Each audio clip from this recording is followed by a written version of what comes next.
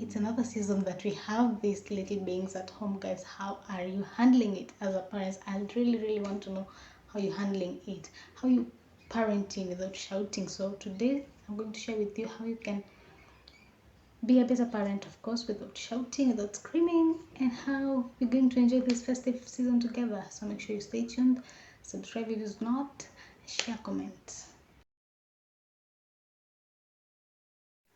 As a parent, you become a victim of this most of the times, especially if you have toddlers or adolescent kids. You'll most of the time you find yourself shouting at any small thing that they do, because these kids there's something else. You just, and sometimes you just do it without even knowing that, like, it just happens. Like, if you're not careful, you'll get yourself being that kind of parent that always shouts at anything that their kids do. So after I'm sharing this, guys, I also want to hear you how you do it. Like, how do you just avoid shouting, because it's almost impossible to parent without shouting. I'm going to share what I'm trying to do, and it's working, by the way. So if it works for you, also make sure you leave a comment down below. Just try it and see if it works. Okay, so tip number one that I do so that I can avoid shouting is finding the strict voice. These kids know when you're happy, when you're sad, when you're serious, and when you're not, and they tend to learn these patterns. So once they know, so once they get to know you and learn how you behave on some things, they take advantage sometimes, or sometimes they don't. But most of the time, if you find that serious voice whereby they know, if mom says this, she means business. If she does this, it's a joke. You'll just find a way that you both understand each other. Like, they'll just find a way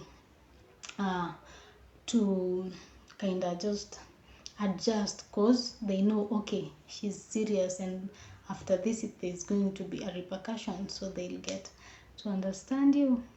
Okay, and try, guys, I'm sharing what I'm learning as a parent also. If you've not watched that video, I'll leave a link below. Just make sure you watch it and share your views on this, okay? Because I know most of us parents are a victim of this. It's working. It's taking time before responding to things. Sometimes kids just want to annoy you. I don't know. They just want to annoy you because they know, if I do this, mom or dad is going to be mad at me. But they still end up doing it. I don't know why, but they still end up doing it. Okay, so when they do something and you just calm and just take your time to rethink whatever they have done, you'll find out that you've really stopped shouting so much, because you're taking your time, you're reviewing what they have done, and then you're taking action after that. But you can imagine, after they've done something, you're like, you know, it doesn't help the situation. At the end of the day, are growing, and once they find out that you're that kind of mom that shouts at everything, they'll get used to that shouting, and it gets to a point changing them becomes very hard. But when they're little, you can just work with them, and then at some point they'll come to learn and understand how things are done, and it will be a plus for you, right? Another tip that I'm going to share is setting clear boundaries. Like, kids have to know, this is the boundary that I can get with mom or dad or any other person. And you have to really make it so clear that they are there to it. For example, they have to know, for my daughter, we're trying to teach her, there are things you can touch, there are things you're not supposed to touch, there are things you can play with, there are things you're not supposed to play with, because she loves flowers, she loves arrangements, she loves all those things. So most of the time you'll get her at the bookshelf, she's just disarranging the books, not because she just wants to play with them, no, she's picking them because they're her, maybe some of them are her favorite colors, they happen to have flowers, they happen to have these beautiful colors, and at the end of the day she just piles them down, and then that's the end of it. So we're trying to mold her into knowing, okay, mama, you can't be playing with books. Books are not for playing, books are for reading. You're not supposed to honestly play with them. And it's a journey. She slowly understands, and she knows, okay, this is a no-go zone. This is maybe mom's station, this is dad's station, this is my auntie's stations, this is my grandma, and she's not supposed to be there. She knows. She'll even tell you, you know. So setting those two boundaries helps you with so much, because at some point she'll be like, this is my PlayStation. She will know where everything is kept, and she knows which ones she can play with, she knows which ones she can't, and she'll even tend to warn the others, no, don't touch that one, so and so will beat you and it belongs to somebody, you know. And it's really working. You should try it. Another tip is giving the kids choices. For example, we tend to ask her, because she's okay, we understand she's a kid, she'll tend to maybe want so many things, but sometimes they're just not available. We're also trying to teach her that you can't always get everything that you want, so we make her choose between this and this, which one do you want.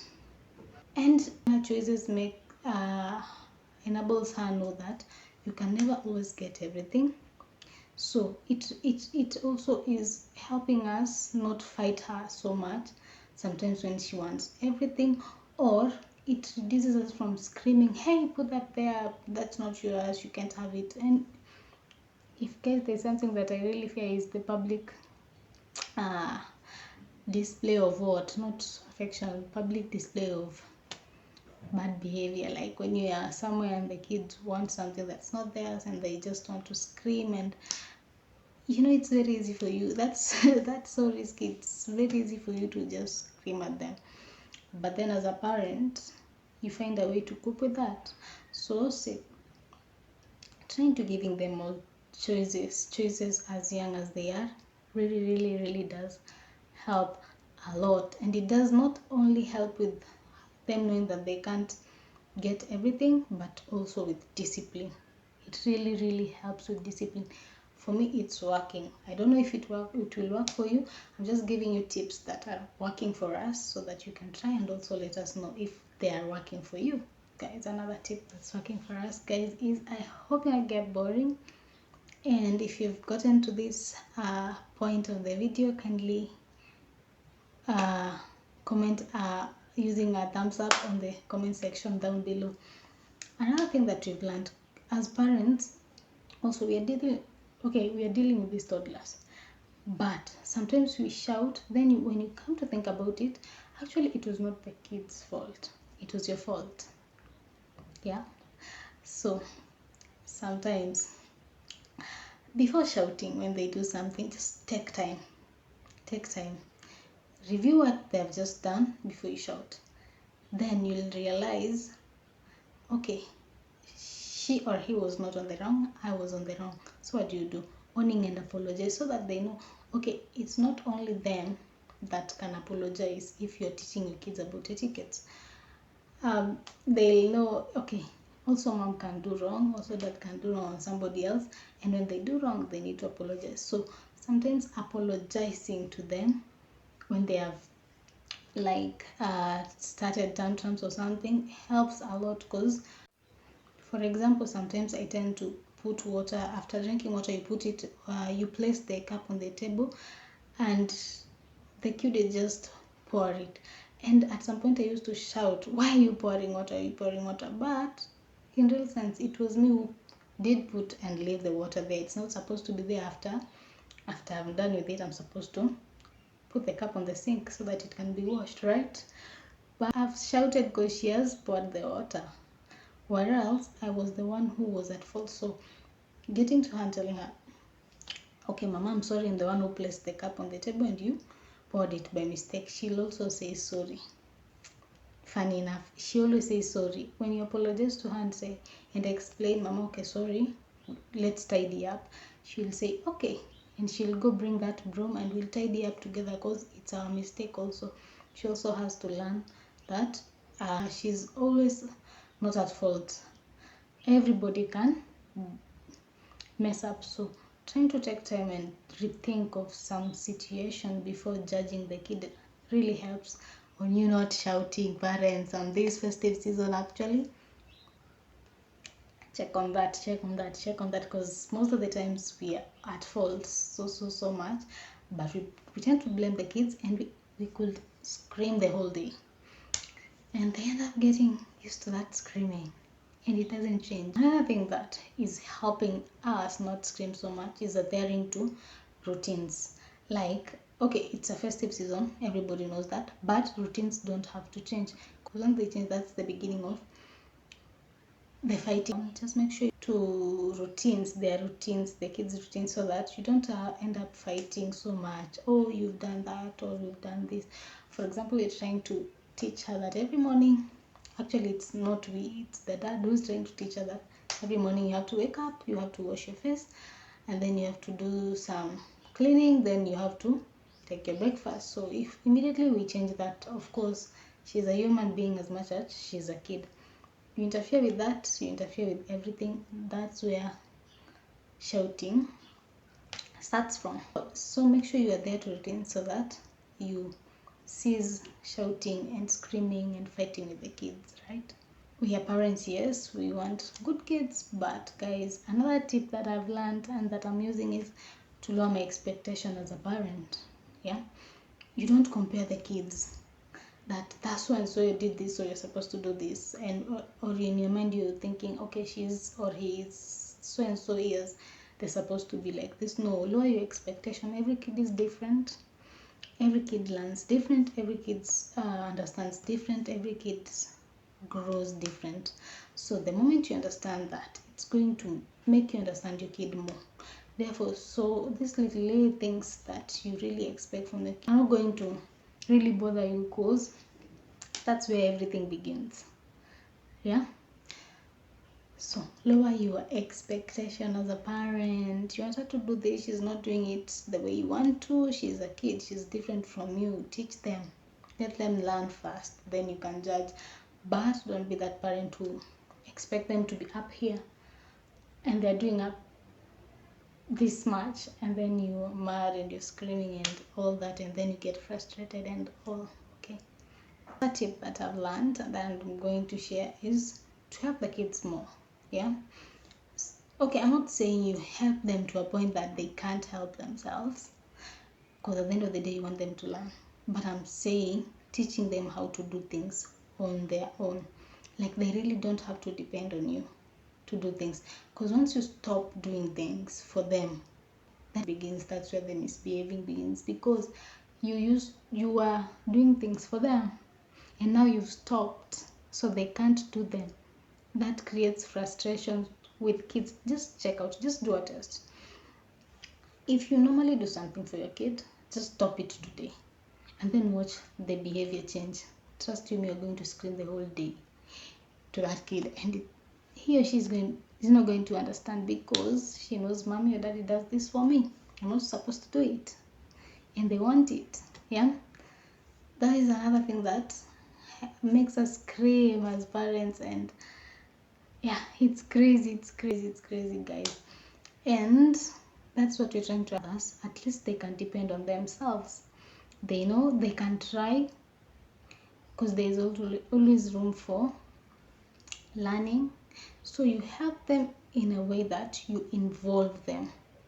Yeah, for example, while if it's a girl or a boy, teach them after eating you have to remove the plate, place it on the sink. If the sink is too high, they have to get that plate or that spoon or that cup, they take it to the kitchen, then they can call you, help me put the plate or the utensil in the sink. That's what we're trying to do, and it's really working, because usually our daughter will just eat and just put the plate wherever she feels like, and you'll tell her, mama, take that plate or cup in the kitchen. She wouldn't do anything, she just look at you, or she'll just ask you, and I'll get myself screaming at her, because okay, why are you